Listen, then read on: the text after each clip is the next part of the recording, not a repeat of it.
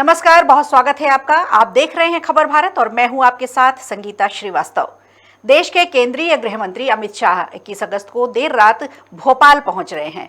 राजधानी भोपाल में होने वाली मध्य क्षेत्रीय परिषद की बैठक में गृह मंत्री अमित शाह के अलावा मध्य प्रदेश के सीएम शिवराज सिंह चौहान समेत 3 अन्य राज्यों के मुख्यमंत्री भी शामिल होंगे, जिसमें छत्तीसगढ़ के सीएम भूपेश बघेल, उत्तर प्रदेश के मुख्यमंत्री योगी आदित्यनाथ और उत्तराखंड के सीएम पुष्कर धामी शामिल हो रहे हैं। गृह मंत्री अमित शाह 2 दिवसीय दौरे पर भोपाल रहेंगे। मध्य प्रदेश में लगभग 15 महत्वपूर्ण मुद्दे ऐसे हैं जिन पर बातचीत होने की संभावना जताई जा रही है, जिसमें से भोपाल इंदौर इंटरनेशनल एयरपोर्ट का मुद्दा है। पुलिस के आधुनिकीकरण समेत पॉक्सो एक्ट पर भी चर्चा होने की बड़ी उम्मीद जताई जा रही है, क्योंकि मध्य प्रदेश की सरकार की मंशा है कि फास्ट कोर्ट ट्रैक पर जल्दी से जल्दी काम हो, तेजी से काम हो। इधर मध्य क्षेत्रीय परिषद की बैठक में नक्सली समस्या हो, छत्तीसगढ़ के गठन से जुड़े मामले की बात हो या फिर जल बंटवारे की बात हो, इस पर भी समन्वय की रणनीति बनने की संभावना जताई जा रही है। निश्चित रूप से इस पर भी चर्चा होगी। इसके अलावा गृह मंत्री नेशनल फॉरेंसिक साइंस यूनिवर्सिटी और पुलिस लैब का भी उद्घाटन करेंगे। आपको बता दें, केंद्रीय गृह मंत्री अमित शाह का 1 साल में ये दूसरा दौरा है, जिसके चलते सियासी गलियारों में आगामी विधानसभा चुनाव 2023 की तैयारी को लेकर भी तमाम कयास लगाए जा रहे हैं। मध्य प्रदेश में लगभग 15 मुद्दों पर बातचीत हो सकती है, तो गृह मंत्री अमित शाह के इस दौरे से कितना असर पड़ने वाला है मध्य प्रदेश की राजनीति पर, अन्य राज्यों के मुख्यमंत्री की बैठक का कैसा होगा समन्वय और मिशन 2023 की तैयारियों में क्या मिलेगा शाह के जीत का मंत्र। तो आज ये महत्वपूर्ण मुद्दे हैं, क्योंकि अमित शाह केंद्रीय गृह मंत्री भोपाल दौरे पर आ रहे हैं और निश्चित रूप से एक कद्दावर नेता, जिन्होंने मध्य प्रदेश के साथ साथ देश के कई राज्यों पर अपने अध्यक्षता के समय पर और अपनी कूटनीति और अपनी रणनीति के तहत बीजेपी की सरकार बनाई है। तो निश्चित रूप से मध्य प्रदेश में इनका दौरा भी बड़ा मायने रखने वाला है। आज चर्चा हमारी इसी पर होगी और हमारे साथ हमारे सहयोगी मध्य प्रदेश से प्रदीप तलरेजा जुड़ रहे हैं। प्रदीप जी, बहुत स्वागत है आपका। प्रदीप, क्या मायने रखता है इस समय जब 2023 का चुनाव, विधानसभा चुनाव सामने है और ऐसे में इसके पहले अजीत जामवाल क्षेत्रीय संगठन मंत्री आ चुके थे, उसके बाद शिव प्रकाश जी का आना हुआ और अब केंद्रीय गृह मंत्री अमित शाह का मध्य प्रदेश का एक महत्वपूर्ण दौरा है। जी बिल्कुल, जिस प्रकार से अब से करीबन 8 घंटे बाद जो है वो बीजेपी के चाणक्य कहे जाने वाले अमित शाह केंद्रीय गृह मंत्री जो है वो राजधानी भोपाल में रहेंगे। तकरीबन ये जो उनका जो दौरा है वो काफी अहम जरूर माना जा सकता है। लेकिन मध्य क्षेत्रीय जो बैठकें हैं उसमें वो सबसे पहले शिरकत करने वाले, जिसमें खुद छत्तीसगढ़ के मुख्यमंत्री भूपेश बघेल रहेंगे, योगी आदित्यनाथ जो कि उत्तर प्रदेश के मुख्यमंत्री हैं वो रहेंगे। ऐसे कई तमाम जो मुख्यमंत्री हैं, चाहे वो डीजीपी हो वहाँ के या वहाँ के सचिव जो हैं, वो इस बैठक में शामिल होंगे। देखिए, नक्सलवाद जो बड़ी समस्या छत्तीसगढ़ के लिए कहीं ना कहीं जरूर मानी जाती है, लेकिन जो दूसरा सबसे बड़ा विषय हो, चाहे वो छत्तीसगढ़ हो, चाहे उत्तर प्रदेश हो, चाहे वो मध्य प्रदेश हो, सहित देश के तमाम वो राज्य हैं जहां पर आतंकवादियों के जो संगठन जो है सबसे ज्यादा देखे जा रहे हो। ऐसे में मध्य प्रदेश कम से कम कहीं ना कहीं एक ऐसा राज्य है कि इस समय जहां पर आतंकवादी पिछले विगत कुछ समय से मध्य प्रदेश में उनकी सक्रियता बढ़ी है और ऐसे में कहीं ना कहीं ये एक बड़ा विषय जरूर है मध्य प्रदेश को लेकर के कि आतंकी संगठन जिस प्रकार से मध्य प्रदेश में काम कर रहे हैं और आसपास के राज्यों में कहीं ना कहीं इसका मेल जो है वो जरूर देखा जाता है। तो ऐसे कई महत्वपूर्ण मुद्दे रहेंगे जिस पर आज वो कल जो है केंद्रीय गृह मंत्री अमित शाह वो इन बैठकों में रहेंगे। बैठक में ये बहुत महत्वपूर्ण जो विषय हैं उस पर चर्चा जरूर होगी। देखिए, केन बेतवा की जो परियोजनाएं हैं वो हालांकि लागू हो चुकी है, उसको लेकर भी पानी के बंटवारे को भी लेकर के बात हो सकती है। ऐसे कई जो महत्वपूर्ण निर्णय है उसमें केंद्रीय गृह मंत्री जो हैं वो कहीं ना कहीं इस विषय पर चर्चा कर सकते हैं। देखिए, पुलिस से जुड़ी हुई हमने समस्या की अगर बात करें तो पिछले 1 साल के अंदर यह प्रदेश के अंदर उनका दूसरा दौरा जरूर कहा जा सकता है। इसके पहले जब वो आए थे तो मध्य प्रदेश में जो पुलिस है उनकी कार्यप्रणाली को इस प्रकार से बदलाव करना चाहिए कैसे तत्परता से काम करनी चाहिए, क्या नई टेक्नोलॉजी का इस्तेमाल पुलिस को करना चाहिए और क्या ऐसी टेक्नोलॉजी है जो मध्य प्रदेश की पुलिस के पास नहीं है और अब उनको उसकी जरूरतों की जो जरूरत है वो उसे पड़ने वाली है। ऐसे कई तमाम जो चीजें हैं जिसको लेकर के वो यहाँ पर बात करेंगे और चर्चा करेंगे सब चीजों को लेकर के। लेकिन देखिए, जहां आपने मध्य प्रदेश के अंदर 2023 में होने वाले विधानसभा चुनाव की अगर बात को लेकर है, लेकिन अभी तक जो ये जानकारियां हैं, देखिए हालांकि सुगबुगाहट जरूर ये जरूर कही जा सकती है कि मध्य प्रदेश में जब 2023 के चुनाव होने उसके पहले अमित शाह, जो कि चाणक्य कहे जाते हैं बीजेपी के और बहुत ही बड़े कद्दावर नेता के रूप में जाने जाते हैं, और बिल्कुल। ऐसे में उन नेता का दौरा मध्य प्रदेश के अंदर कहीं न कहीं राजनीतिक उठापटक का जो संभावना है वो जरूर इस बात को इशारा करता है। देखिए, अभी कुछ दिन पूर्व ही जो जामवाल है वो यहाँ पर पहुंचे हैं। शिव प्रकाश जी लगातार मध्य प्रदेश में अपनी नजरें गड़ा बिल्कुल के बैठे बिल्कुल हुए हैं। प्रदीप, जिस तरह से अभी पिछले कुछ महीनों में हम देखें, मध्य प्रदेश की बात देखें, खरगोन में जिस तरह के हादसे हुए और उसके बाद पीएफआई का भी यहाँ पर एंट्री देखने को मिली, सिमी के भी एंट्री देखने को मिली, तो और एक और ये बात भी की जा रही है कि पुलिस के आधुनिकीकरण का जो फंड है उसको भी बढ़ाने को लेकर के चर्चा की जा सकती है। तो कितनी संभावना है कि पुलिस के आधुनिकीकरण के फंड में कितना इजाफा हो सकता है, क्योंकि मध्य प्रदेश में चुनाव भी हैं, आतंकवाद का कहीं ना कहीं कुछ असर देखने को, छुटपुट घटनाएं भी देखने को आती रहती हैं, तो निश्चित रूप से पुलिस के आधुनिकीकरण पर खर्च जरूर होना होगा। देखिए संगीता जी, बात बिल्कुल जायज है, क्योंकि पुलिस को लेकर के लगातार हमने देखा है कि इससे पहले जब केंद्रीय गृह मंत्री भोपाल आए थे तब उन्होंने पुलिस को लेकर के कई तमाम जो बातें थी, जो समझाइशें थी, तो वो जरूर दी थी। उसके बाद कहीं ना कहीं ये जरूर देखने में आया कि पुलिस की कार्यप्रणाली में कहीं ना कहीं अंतर जो देखे गए हैं वो कहीं ना कहीं अहम रखते हैं। अहम महत्वपूर्ण जो विषय थे उनको लेकर उन्होंने चर्चा की, सुझाव उन्होंने दिए थे, पुलिस की फंडिंग को लेकर उन्होंने बात की थी। कई तमाम ऐसे विषय थे जिनको क्या करने से पुलिस की जो छवि है कहीं ना कहीं सुधर सकती है, और क्या ऐसे काम है कि जिससे जो मामले हैं, चाहे वो साइबर से जुड़े मामले हो, महिला अपराध से जुड़े मामले हो या दूसरे जो मामले हैं, उसमें पुलिस की तत्परता कितनी ज्यादा अहमियत रखती है, उसको लेकर भी तमाम जो चीजें हैं वो बिल्कुल बिल्कुल जरूर हो सकती है।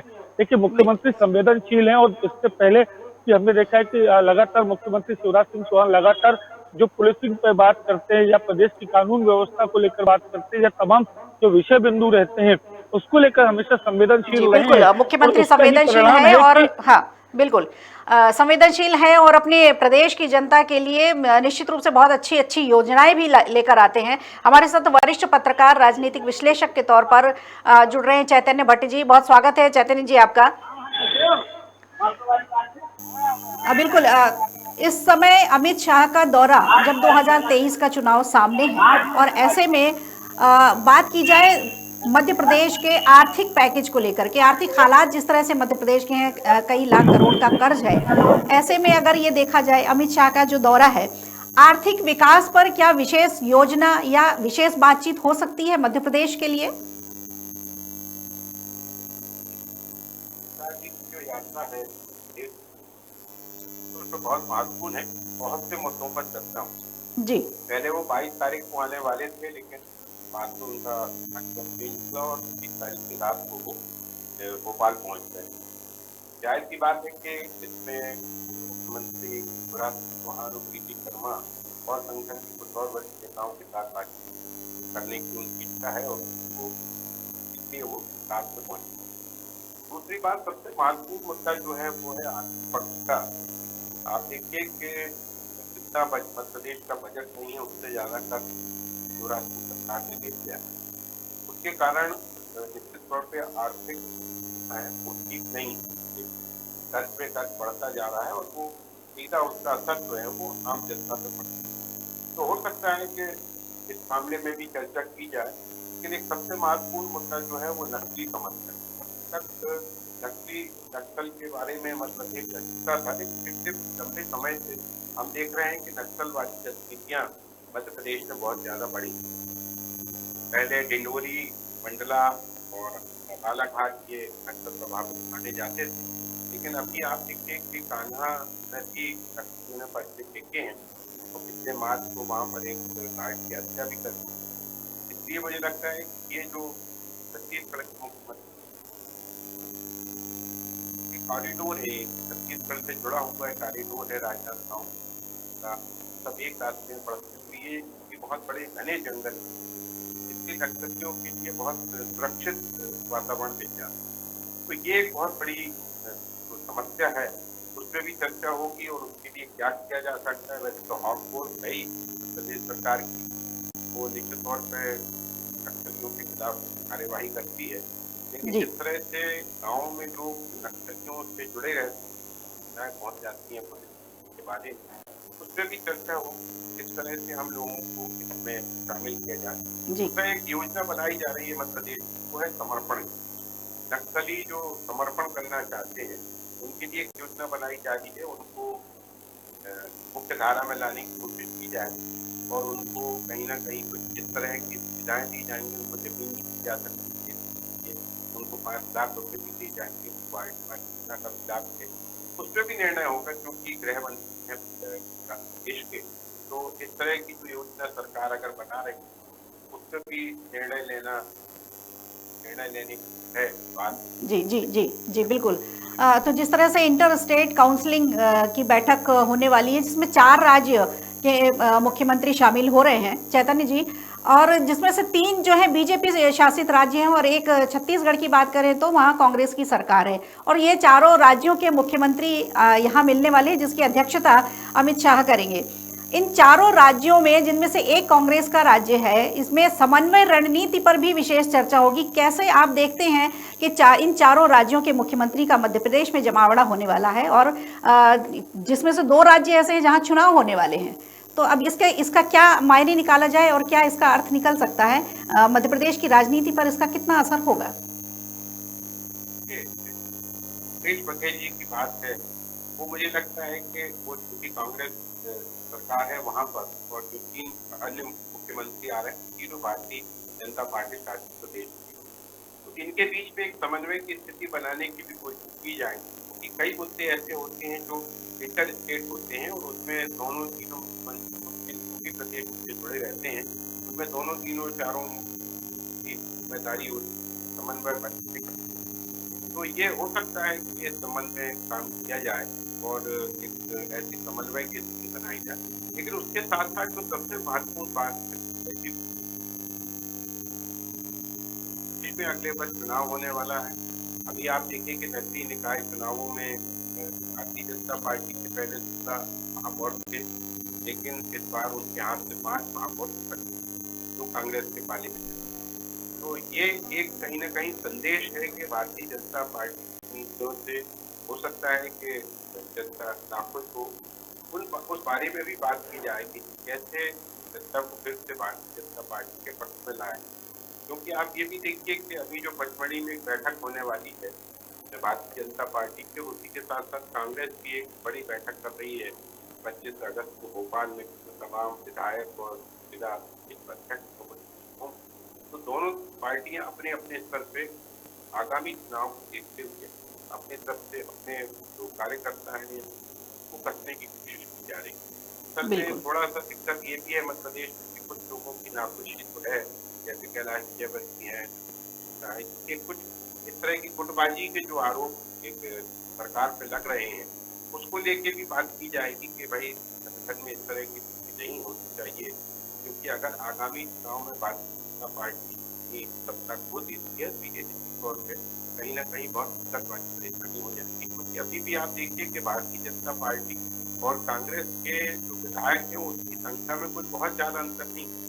अगर ये 25 विधायक बीजेपी में नहीं जाते तो निश्चित तौर पर 5 साल तक कांग्रेस की सरकार बनी रहती।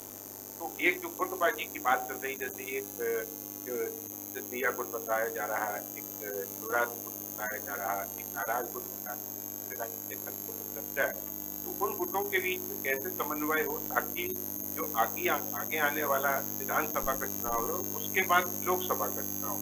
अभी आप नगरीय निकाय चुनाव जो था वो निश्चित तौर पर आपके विधानसभा का एक लिटमस टेस्ट था, और उसमें ठीक है कि पंचायत भारतीय जनता पार्टी काफी जबरदस्त स्थिति है, लेकिन नगरीय निकाय जिसमें आप देखें कि ग्वालियर तो भारतीय जनता पार्टी का सबसे महत्वपूर्ण और सबसे पुराना अड्डा माना जाता था। इसी तरह से आप महाकौशल में जबलपुर को देखिए, ये भी भारतीय जनता पार्टी का गढ़ है। जी लेकिन अगर जी जी यहाँ पर भारतीय जनता पार्टी के महापौर नहीं बन पाए तो ये भी पार्टी के लिए एक चिंता का विषय है। ये ठीक है कि शिवराज सिंह कह रहे हैं कि हमने ऐतिहासिक प्रत्याश, लेकिन नगरीय विकास कि अभी तक तो ये माना जाता था कि नगर में, शहरों में भारतीय जनता पार्टी की पकड़ बहुत अच्छी है, लेकिन अब ये समझ में आ रहा है 5 महापौर कांग्रेस के बन गए और एक महापौर आम आदमी पार्टी का, MIM की कुछ लोग जी जी हैं, तो जी ये भी एक संकट की स्थिति है दोनों पार्टियों जी के जी लिए कि जी अगर आम आदमी पार्टी ने भी अपना एक कोशिश की यहाँ पर जी। चलिए, हमारे साथ प्रदीप, हमारे सहयोगी जुड़े हुए हैं। प्रदीप से समझ लेते हैं। प्रदीप, पॉक्सो एक्ट को लेकर के भी इसमें चर्चा होने वाली है, क्योंकि एक बहुत बड़ा मुद्दा है ये, और मध्य प्रदेश की सरकार ये भी चाह रही है कि इस पर जल्दी से जल्दी बातचीत हो, ताकि जो फैसले सुरक्षित रखे जाते हैं या जिन पर कार्रवाई देर से होती है, तो वो जल्दी से जल्दी उनको, दोषियों को कार्रवाई हो और सजा दिलाई जा सके। तो पॉक्सो एक्ट को लेकर के भी इस पर चर्चा होने वाली है। जी प्रदीप। जी बिल्कुल संगीता, आपको बता दूं कि मध्य प्रदेश एक ऐसा राज्य है जहां पर जो NCRB के आंकड़ों की जो रिपोर्ट की अगर हम बात करें तो उसमें कहीं ना कहीं मध्य प्रदेश का नाम है वो देखने में जरूर आता है।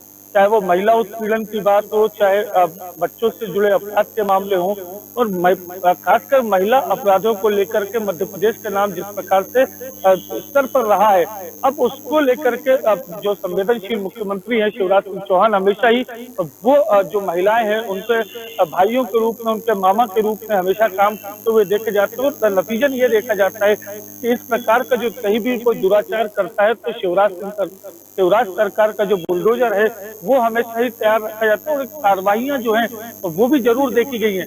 लेकिन जिस प्रकार से पॉक्सो एक्ट को लेकर के लगातार जो बात है वो निकल के साथी रही है, हालांकि फास्टैग कोड बना दिए गए हैं, लेकिन जिस प्रकार से जो परिणाम आने चाहिए तो वो परिणाम निकल के नहीं आ रहे हैं। लेकिन उसी के फलस्वरूप अब लगातार देश में जिस प्रकार से पॉक्सो एक्ट की गतिविधियां बढ़ी हैं, उसको लेकर के कोई नया कानून बनाया जाना चाहिए केंद्र की सरकार की तरफ से, जिसकी मांग लगातार पहले भी उठ चुकी है। उसको लेकर के बात जरूर हो सकती है। बड़ा महत्वपूर्ण निर्णय है, क्योंकि महिलाओं की सुरक्षा हो चाहे बच्चियों की सुरक्षा हो, कहीं ना कहीं एक बड़ा हिस्सा जो है वो रखती है। क्योंकि महिलाओं की अगर मातृशक्ति की अगर बात की जाए तो जिस प्रकार से पुरुषों की अगर जितनी सहभागिता देखी जाती है, उसमें महिलाओं की और बच्चियों की सहभागिताएं भी कहीं ना कहीं बढ़ रही है। उसको लेकर के सरकार सजग है, और उसको लेकर आने वाले समय में कानून बनाने की जो बात है वो जरूर जो है, चाहे वो भूपेश बघेल हो, मुख्यमंत्री छत्तीसगढ़ के हो, चाहे योगी आदित्यनाथ हो, चाहे प्रदेश के मुख्यमंत्री शिवराज सिंह चौहान हो, ये एक महत्वपूर्ण विषय जरूर रहने वाला है जिस पर चर्चा जो है वो हो सकती है। बात समन्वय को लेकर के हो तो समन्वय की स्थिति आपस के आसपास के राज्यों में बने, कोई दोषी यहाँ से जाए वो छत्तीसगढ़ की शरण में जाए या उत्तर प्रदेश की शरण में जाए, तो वहाँ की सरकारें आपस में मिलकर एक दूसरे से समन्वय स्थापित करके वहाँ की सुरक्षा व्यवस्थाओं को या अपने जो आसपास जो सीमाएं लगी हैं, मध्य प्रदेश एक ऐसा राज्य है जहाँ से कई राज्यों की सीमाएं जो है वो लगी हुई होती हैं। अगर हम बात राजधानी मध्य प्रदेश की करें तो मध्य प्रदेश के सतना जिले के पास से 40 किलोमीटर के आसपास का जो क्षेत्र है वो उत्तर प्रदेश में आ जाता है। वहीं अगर दूसरे और अगर हम मुल्ताई बैतूल के आसपास के क्षेत्र की बात करें तो वहाँ से महाराष्ट्र और छत्तीसगढ़ का बॉर्डर लग जाता है। तो ऐसे में ये जो आरोपी हैं जो कृत्य करके यहाँ से भागते हैं, तो आपसी समन्वय स्थापित कर यहाँ की पुलिस वहां जा सकती है इजीली। वहां पर जो भी आरोपी हैं उन पर कार्रवाई करने के लिए वहां की सरकार को किस प्रकार से जो कुछ दिक्कतें आती है, क्योंकि इंटर स्टेट होने के चलते कई बार दिक्कतों का सामने जो पुलिस को भी करना पड़ता है, तो ये बड़ी विषय रहेगा कि जो समन्वय स्थापित किया जाए, ताकि कोई भी अपराधी जो है किसी भी राज्य में जाए उसके माध्यम से वो जो है वहां की सरकार के माध्यम से कहीं ना कहीं गिरफ्तारी की जा सके और उसकी जो कठोर से कठोर कार्रवाइयां जो है वो उन पर की जाए। इसको लेकर के तमाम जो बातें हैं इस बैठक में एक महत्वपूर्ण जो निर्णय है वो लिए जा सकते हैं। आपको बता दें कि केंद्रीय गृह मंत्री अमित शाह 21 अगस्त को दौरे पर पहुंच रहे हैं, और इसी को लेकर के तमाम चारों प्रदेश, मध्य प्रदेश, उत्तर प्रदेश और उत्तराखंड और छत्तीसगढ़ के मुख्यमंत्रियों का जमावड़ा भोपाल में लगने वाला है। तमाम तरह की चर्चाएं होंगी, रणनीति बनेगी, समन्वय नीति पर भी चर्चा होगी। और हमारे साथ राजनीतिक विश्लेषक के तौर पर चैतन्य भट्ट जुड़े और प्रदीप तलरेजा, आप दोनों का बहुत बहुत धन्यवाद, शुक्रिया। तो आपको बता दें, राजधानी भोपाल में होने वाली है ये मध्य क्षेत्रीय परिषद की बैठक, जिसमें केंद्रीय गृह मंत्री अमित शाह की अध्यक्षता में ये बैठक होगी और 4 प्रदेशों के मुख्यमंत्रियों का जमावड़ा मध्य प्रदेश की राजधानी भोपाल में लगने वाला है। छत्तीसगढ़ के सीएम भूपेश बघेल, उत्तर प्रदेश के मुख्यमंत्री योगी आदित्यनाथ, उत्तराखंड के सीएम पुष्कर सिंह धामी भी शामिल हो रहे हैं। तो ये 2 दिवसीय दौरा है जिसमें तमाम तरह की चर्चाएं होंगी। लगभग 15 से ज़्यादा महत्वपूर्ण मुद्दे ऐसे हैं जिस पर बातचीत होगी। संभावनाएं हैं कि उन पर कुछ अच्छा इंप्लीमेंट भी देखने को मिलेगा, जिसमें सबसे बड़ा जो मुद्दा ये है कि अपराध को लेकर के, साइबर अपराध की बात हो, पॉक्सो एक्ट की बात हो, या मध्य प्रदेश की जो अंतर्राज्यीय बॉर्डर है, जो उसमें जिस तरह से अपराधियों का आना और जाना हो जाता है, अपराध किसी स्टेट में करते हैं फिर दूसरे स्टेट में जाकर के बरी हो जाते हैं, तो इस तरह की जो चीज़ें आती हैं उसको लेकर के भी एक रणनीति निश्चित तौर पर बनेगी ताकि अपराधियों पर लगाम लगाई जा सके। और भोपाल इंदौर इंटरनेशनल एयरपोर्ट की भी बात की जाएगी। सबसे बड़ी बात है पुलिस के आधुनिकीकरण की, जिसमें फंड बढ़ाने की बात की जा रही है। और मध्य प्रदेश की सरकार तो निश्चित रूप से चाह रही कि फास्ट ट्रैक कोर्ट पर जो बातचीत होती है उस पर काम ज़रा तेज़ी से हो, क्योंकि दोषियों को सही समय पर सज़ा दिलाई जा सके और जो पीड़ित हैं उनको भी राहत मिल सके। तो आपको बता दें, इधर भोपाल में मध्य क्षेत्रीय परिषद की बैठक होने वाली है। और बात कर लेते हैं अब छत्तीसगढ़ की, कि छत्तीसगढ़ के मुख्यमंत्री सीएम भूपेश बघेल भी इसमें शामिल होने के लिए आ रहे हैं। जो बैठक काउंसिल ये होने वाली है 4 मुख्यमंत्रियों की, उसमें छत्तीसगढ़ के मुख्यमंत्री भूपेश बघेल भी शामिल होने पहुंच रहे हैं। तो हमारे साथ छत्तीसगढ़ के स्टेट हेड जुड़ चुके हैं, सचिन श्रीवास्तव। सचिन, बहुत स्वागत है आपका। क्या क्या मुद्दे हो सकते हैं सचिन? भूपेश बघेल भी शामिल हो रहे हैं यहाँ मध्य प्रदेश के राजधानी भोपाल में जो इंटर काउंसलिंग बैठक होने वाली है इंटर स्टेट की, तो भूपेश बघेल अपनी कौन कौन सी बात ऐसी हैं जो रख सकते हैं, कौन कौन से ऐसे मुद्दे हो सकते हैं छत्तीसगढ़ के लिए? देखिए, जिस तरीके से ये बैठक हो रही है, पहले ये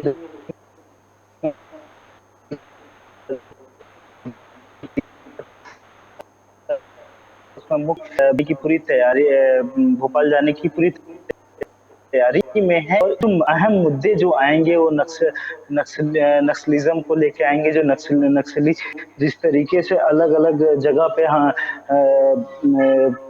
अलग अलग जगहों पे फैले हुए हैं, उनको कैसे खत्म किया जाए, क्योंकि लगातार ये मुद्दे बार बार जब भी मंत्री आए हैं तब ये मुद्दे सामने को देखने को मिले हैं। इसके अलावा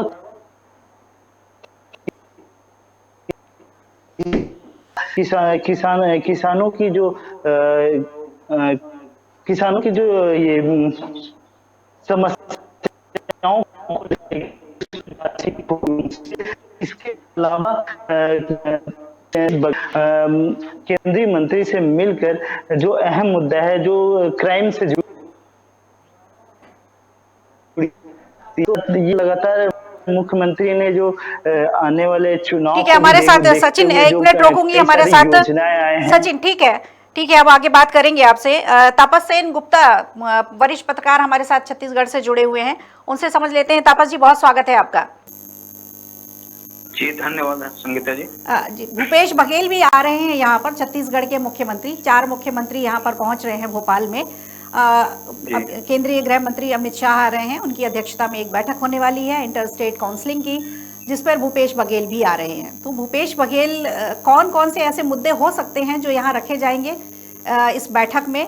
और दूसरी बात, मुख्यमंत्री 3 स्टेट के जो रहेंगे वो बीजेपी शासित राज्यों के रहेंगे और अकेले मुख्यमंत्री जो हैं ये कांग्रेस शासित राज्य के रहेंगे। तो एक समन्वय किस तरह से बनेगा इनका? मेरे ख्याल से भूपेश बघेल जी को सबसे पहला उनकी टेंशन होगी, उनकी चिंता होगी नक्सली को लेकर, क्योंकि नक्सली काफी उत्पात मचाए हुए हैं अभी।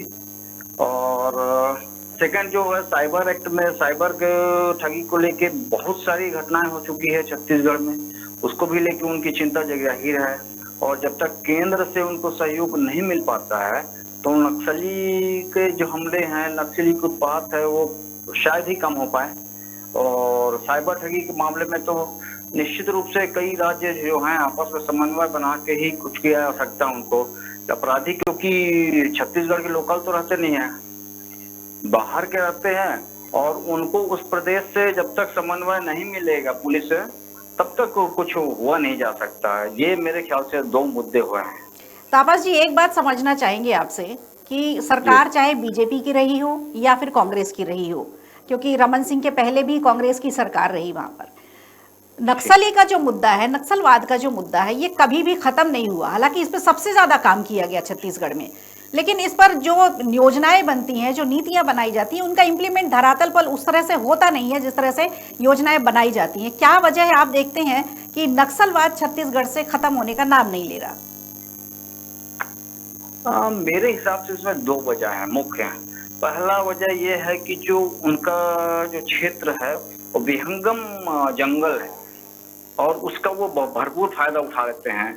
लोकल जो रेसिडेंशियल है वहाँ के गांव वाले वो उनको सहयोग नहीं करते पुलिस वालों को, क्योंकि उनको डर है नक्सलियों से। नक्सली अक्सर उनके गांव में घुस के उत्पात मचा देते हैं, मुखबिरी के शक में कभी भी किसी गला रेत के मार दिया जाता है। और उनको नक्सलियों का एक और सजा देने का तरीका दूसरा है, गांव में चौपाल लगा के सबके सामने मर्डर किया जाता है, जिससे गांव वाले सारे दहशत में आते हैं। और सेकेंडरी क्या है कि राज्य शासन और जो वरिष्ठ अधिकारी हैं वो दिल से दिमाग से तो काम करते हैं, मगर दिल से वो भी 100% अपनी नहीं लगा पाते हैं कि इसकी उन्मूलन किया जा सके नक्सलियों का। अगर ऐसा है तापस जी, तो फिर भूपेश बघेल सीएम छत्तीसगढ़ क्या मांग रख सकते हैं यहाँ पर? किस तरह की बात रख सकते हैं नक्सलवाद को खत्म करने के लिए? क्योंकि एक बड़ी समस्या आप खुद बता रहे हैं। भूपेश बघेल जी का मांग यही होगा कि जो केंद्रीय एजेंसियां जो बीएसएफ है, कोबरा कमांडोज हैं, ये जो काम कर रहे हैं इनको थोड़ा सा और एडवांस किया जाए, इनको और आधुनिक हथियार दिया जाए, इनके रडार सिस्टम संचार सुविधा को जो है और थोड़ा सा बढ़ाया जाएगा इनका। तो फोर्स की मेनली जो है डिमांड होगा। और उसके अलावा जो समर्पण के जो व्यवस्था बनाया गया है उस पे राज्य शासन और केंद्र शासन दोनों मिलके यदि एक अपील किया जाता है समर्पण का, तो काफी नक्सली लोग समर्पण किए हैं शासन को और आगे भी समर्पण किया जा सकता है। क्योंकि नक्सली में ज्यादातर ये अनुभव देखा हूँ मैं, अपना अनुभव में, ये मेरी व्यक्तिगत राय है कि नक्सली जो है ज्यादातर लोग जानबूझ के काम नहीं करना चाहते, वो किसी डर से, किसी दबाव से, किसी मजबूरी से कर रहे हैं। उनको यदि समुचित सुरक्षा का व्यवस्था शासन से दिया जाएगा, शासन दिल से चाहेगी कि उनकी समुचित सुरक्षा की व्यवस्था हो, तो बहुत सारे सरेंडर के मौके आते हैं, बहुत सारे लोग सरेंडर कर सकते हैं। बिल्कुल। एक और बात है जो सामने समझ में आ रही है कि जो चाहे वो जीएसटी की बात हो या केंद्रीय करों की बात हो, उसमें भी हिस्सेदारी बढ़ाने की बात की जा सकती है क्या सीएम भूपेश बघेल की तरफ से? जी जी जी जी बिल्कुल। जब तक हिस्सेदारी नहीं बढ़ेगी तब तक ये समस्या को उन्मूलन नहीं हो सकता। बिल्कुल। तो ये किस तरह से अपनी मांग रख सकते हैं? ये भी एक बड़ी समस्या छत्तीसगढ़ के मुख्यमंत्री सीएम भूपेश बघेल की तरफ से बताई जा सकती है। क्या क्या इनकी मांगे हो सकती हैं? इस पर देखिए कि केंद्रीय फंड रहता है और उस केंद्रीय फंड को बढ़ाने का मांग किया जा सकता है भूपेश बघेल जी द्वारा। कितना प्रतिशत बढ़ा सकते हैं केंद्रीय फंड? मांग अपनी कितने प्रतिशत बढ़ाने की रख सकते हैं? मेरे ख्याल से अभी जो फंड जितना मिल रहा है उसमें कम से कम 25% का इंक्रीजमेंट का तो मांग कर सकते हैं। जी जी जी। चलिए, हमारे साथ सचिन जुड़े हुए हैं अभी। सचिन से हम बात कर लेते हैं। सचिन जुड़े हैं हमारे साथ क्या? जी सचिन, और कौन से ऐसे मुद्दे हो सकते हैं, जैसे हमने जीएसटी पे हिस्सेदारी बढ़ाने, केंद्रीय कर पे हिस्सेदारी बढ़ाने की बात की, फिर नक्सलवाद पर एक बड़ा मुद्दा है छत्तीसगढ़ का, इसके अलावा और कौन से ऐसे मुद्दे हो सकते हैं जो इस बैठक में उठाए जा सकते हैं? जी, जिस तरीके आपने जीएसटी को लेकर जो अहम मुद्दा हो सकता है, क्योंकि राज्य सरकार के साथ-साथ कांग्रेस सरकार लगातार जीएसटी का विरोध करती रही है कि चाहे कोई बिजनेसमैन हो, चाहे छोटा व्यापारी हो, चाहे बड़ा व्यापारी हो, साथ में जितने सामान हैं, जैसे अभी दूध और दही ऐसे जो चीजों पे मुख्यमंत्री साहिब बोलेंगे जो पहले जीएसटी के अंतर्गत नहीं आता था, वो भी जीएसटी के अंतर्गत आने लगा है, जिससे कई जगह जो जैसे